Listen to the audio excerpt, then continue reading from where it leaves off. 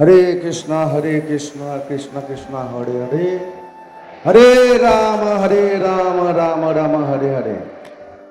नमयं विष्णुपादाय कृष्ण पृष्ठाय भूतले श्रीमते जय पताका स्वामिनीति नामिने नमय आचार्य पादाय निताय कृपापदायिने गौर कथा धामोदाय नगर ग्रामतारिणे। আজকে সকালে আমাদের শঙ্কর্ষণ প্রভুপাদের শিষ্য উনি যখন গুরুদেবের লীলা মহিমা বর্ণনা করছিলেন, উনি প্রথমে একটা ওয়ার্ড দিয়ে শুরু করেছিলেন। সেটা হচ্ছে, উনি বলেছিলেন জয় পতাকা মহারাজের গুণ মহিমা সমুদ্রের মতো, আমরা বলে শেষ করতে পারবো না। আপনারা কি এটা বিশ্বাস করেন? একদম সত্যি।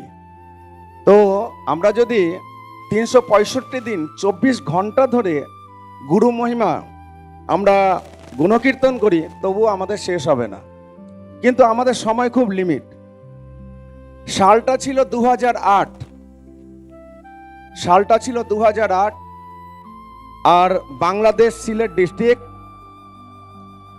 সেখানে গুরু মহারাজ গেছিলেন সাফারিতে। বিভিন্ন ডিস্ট্রিক্টে তিনি ভিজিট করছেন। আমরা যখন যাই গুরু মহারাজের সাথে সিলেট মুরারি গুপ্তের শ্রীপাঠে, সেখানে অগণিত ভক্ত সেখানে সমবেত হন। শুধু ভক্ত নন, অনেক মুসলিম কমিউনিটির মানুষরা যারা গুরুদেবকে ভালোবাসেন তারাও সেখানে উপস্থিত হন। কেন? জয় পতাকা মহারাজ আসছেন। তো আমার একটু বাথরুম পেয়েছিল। আমি কোনো একজন ভক্তকে জিজ্ঞেস করি, বলছে যে আমি তো এখানে নতুন প্রভু, ওনাকে জিজ্ঞেস করুন, চাচাকে। তো আমি একজন চাচাকে জিজ্ঞেস করলাম, চাচা কোথায় বাথরুম আছে?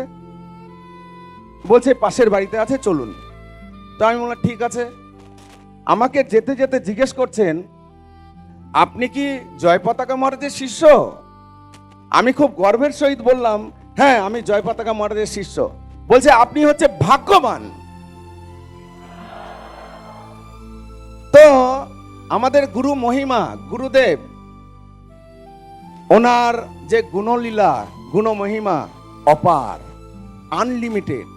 শুধু হিন্দু নয়, শুধু ওনার শিষ্যরা নয়, শুধু গৌড়ীয় ভক্তরা নয়, হিন্দু, খ্রিস্টান, মুসলিম সমস্ত কমিউনিটির কাছে আমাদের গুরুদেব হচ্ছে অত্যন্ত প্রিয়। তো গুরু মহারাজ স্টেজে ছিলেন, স্টেজ থেকে আমাকে বললেন আমি একটু বাথরুমে যাব। তো আমি চিন্তায় পড়ে গেলাম, আমি তো যেতে পারলাম, ঠিক আছে, গুরুদেবকে কোথায় নেব? তো ওখানে জিজ্ঞেস করলাম, ওখানে নবদ্বীপ মহারাজ ছিলেন, চারুচন্দ্র প্রভু ছিলেন, এখন মহারাজ আমাদের।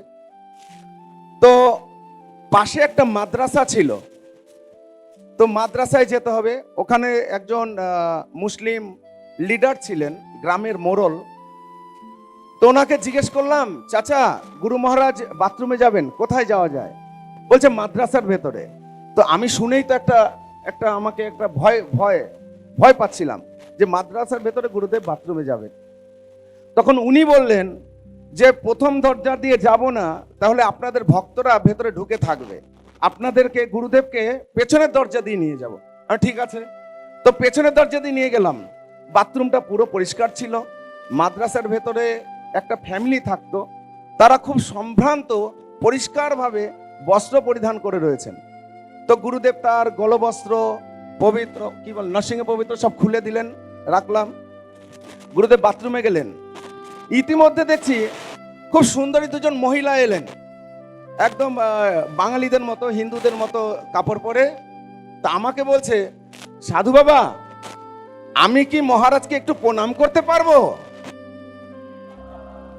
আমি বলছি হ্যাঁ পড়তে পারবেন, একটু অপেক্ষা করুন, গুরুদেব আসুক তারপরে। আচ্ছা আমরা কি ওনাকে একটা মালা পরাতে পারবো? না, আপনি সেটা পারবেন না, আপনি আমাকে দিন, আমি পরিয়ে দেব। তো ওনারা জন হাজব্যান্ড ওয়াইফ, দুই ভাই, তো ওনারা অপেক্ষা করছেন। গুরু মহারাজ বাথরুম থেকে বেরিয়ে এসছেন, এসে ওনারা কি করছেন, ষষ্ঠাঙ্গে গুরুদেবকে প্রণাম করছেন, যেরকম আমরা করি। আর ওনারা বলছেন যে মহারাজ আপনি আমাদেরকে আশীর্বাদ করুন যাতে আমরা এই জীবনে জান্নাতে যেতে পারি। আমরা বলি কি স্বর্গ, আর ওনারা বলে জান্নাত।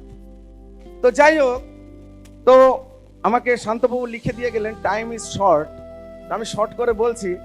তো আমার বলার উদ্দেশ্য হচ্ছে গুরুদেবকে, আমাদের গুরুদেব হচ্ছে আমাদের, কিন্তু আমাদের কাছে শুধু প্রিয় নয়, হিন্দুদের কাছে প্রিয় নয়, মুসলিমদের কাছে প্রিয় নয়, খ্রিস্টানদের কাছে প্রিয় নয়, উনি সমস্ত আপামর জনগণের কাছে উনি প্রিয়, সমস্ত মানুষের কাছে তিনি প্রিয়, হিন্দুদের কাছে প্রিয়, মুসলিমদের কাছে প্রিয়, সবার কাছে উনি হচ্ছে প্রিয়। এটা হচ্ছে গুরুদেবের একটা বিভূতি, মহিমা।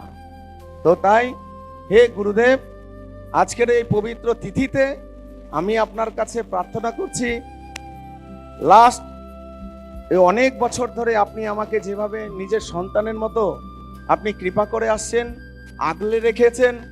লাস্ট আজ থেকে 19 দিন আগে আমার বাবা পরলোক গমন করেছেন, আপনি ফোন করে খোঁজ খবর নিয়েছেন এবং আপনি আমাকে ইনশিওর দিয়েছেন তোমার বাবা এই জীবনে ভগবত ধামে চলে গেছে। তো আমি আপনার সেই কথাটাকে বিশ্বাস করি এবং আগামী দিনগুলোতে আপনি আমাকে আশীর্বাদ করবেন যাতে আমি আপনার চরণে থাকতে পারি এবং শিল প্রভুপাদের সেবা করতে পারি। পতিত পাবন গুরু মহারাজ কি।